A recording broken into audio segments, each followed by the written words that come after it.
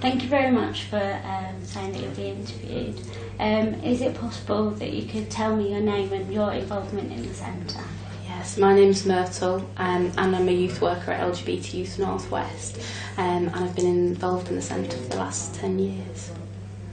Awesome. Can you tell me a bit about any of the challenges that you've faced while being here in the centre? Yeah, one of the times that stand out as a challenging time in the centre was when we faced closure.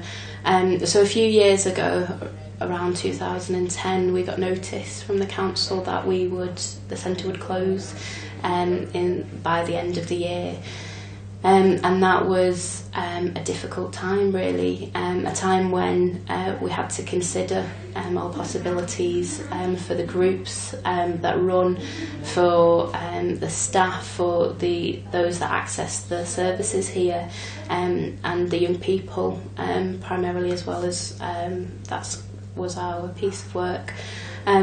So one of the things that we knew is that we didn't want the centre to close, and we had to develop a campaign around it. And what happened as a result of that was pretty profound. So there was a lot of people who had accessed the centre or accessed the youth groups, Lesbian Gay Youth Manchester particularly, who came back and gave voice to the campaign. So said that the centre shouldn't close. It was vital, it was important, it was one of its kind in the city, and the reasons it was purpose built was to provide a safe space for the LGBT community. So there was a big campaign, big petition that was made. There was a social media campaign, so the idea was Save the Gay Centre, it was called. So there was lots of things going on around that.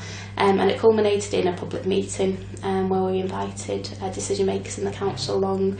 Young people were there, people past and present, who had accessed the centre as a whole, but also the LGBT youth groups, and people's parents, people's neighbours, people's pets, came along and really helped to say that actually the centre was important, it was vital, and despite the councils needing to make cuts and sell off buildings for whatever reasons, the LGBT centre needed to remain, and we were lucky to kind of still be in it 6 years on, and it's thriving.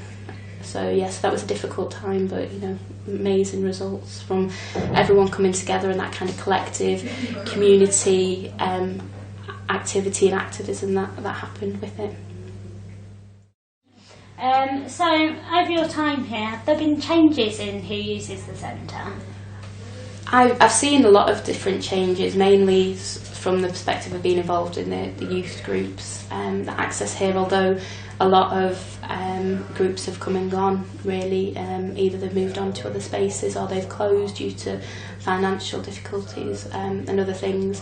But one of the things, two things really actually that stand out for me, particularly around the youth group, is that a lot more now we are finding that young people are identifying with under the trans spectrum, and there's a lot more awareness and understanding of trans identities and gender identity as a whole, as a variety of ways of expressing and identifying.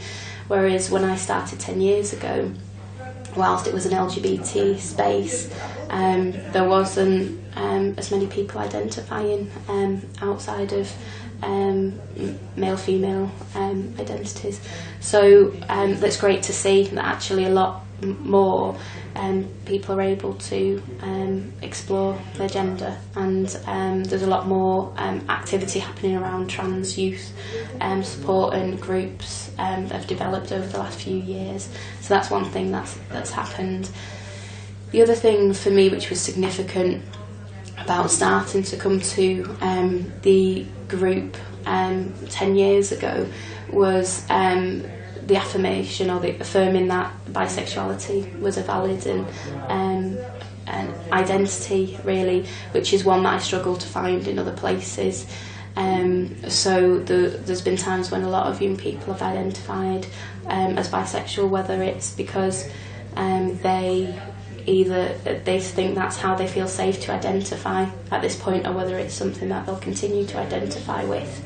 And for the staff at the groups, at the youth groups, have been really supportive and helpful with that. So even when people have expressed kind of biphobic attitudes, that's been challenged. And it's been one of the things for me is that the LGBT centre and the LGBT youth work that happens here is really inclusive of LGBT identities, and that's quite a rare thing.